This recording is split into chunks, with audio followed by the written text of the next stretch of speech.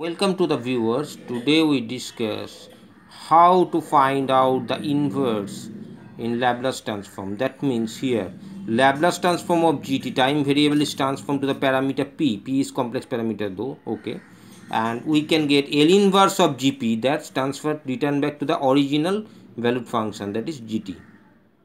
So gp is converted to gp here by the inverse Laplace transform. So there will be mapping and gt is operated with Laplace transform, then it will convert it to gp, and similarly gp is converted to L inverse Laplace transform, that will be in gt.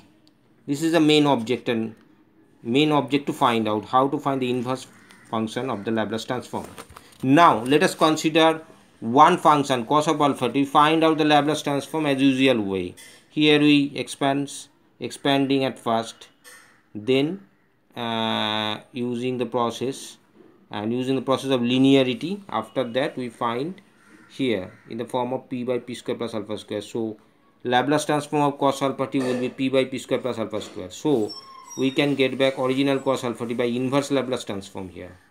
So inverse Laplace transform of p by p square plus alpha is equal to cos of alpha. This is an inverse function. Similarly, we find Laplace transform of sin alpha t, that will be alpha by p square plus alpha square, and similarly L inverse of alpha by p square plus alpha square, that will be equals to sin of alpha t.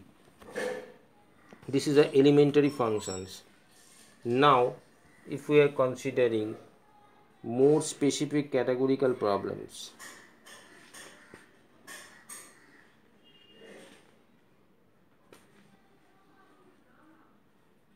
especially for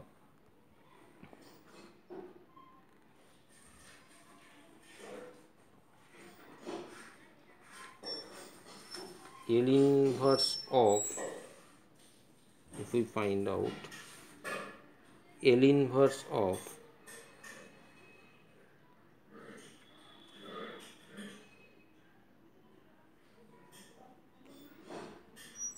p minus 4 by p square plus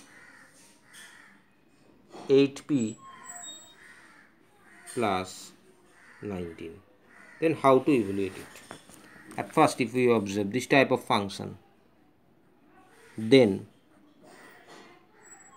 we are using here p square plus 8p. It's clearly indications, that means 2 into 4p, that means p plus 4 whole square, 4 4 just 16, 16 3 19, so there will be 3 here. Now since it's 4, so in the sense we adjust here p plus 4 minus 8 in this way. Now using the linearity property, so this will be L inverse of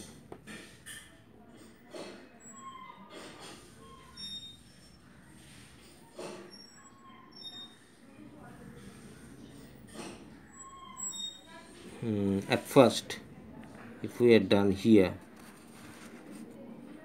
p plus 4 and p plus 4 here, so we are using by shifting property e to the power minus 4t L inverse of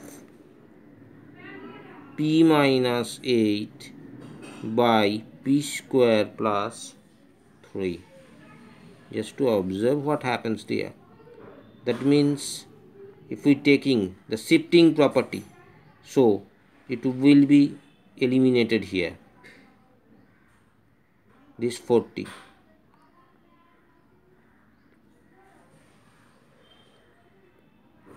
And now we are using this e to the power minus 40. Here it is by shifting property.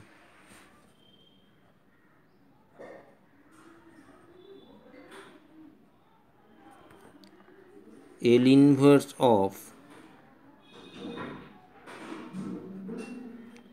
p by p square plus 3 minus 8 by root 3 L inverse of, here it is, root 3 by p square plus root 3 whole square. So that will be e to the power 40 minus 40, and it will be root 3 square. So that will be cos of root 3t minus 8 by root 3 sine of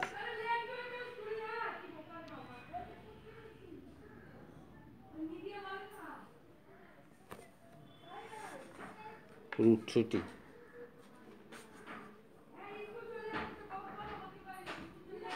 This will be the inverse Laplace transform, and we know with the help of the simple function how to evaluate the inverse of the Laplace transform and some of the simple ideas. Thank you.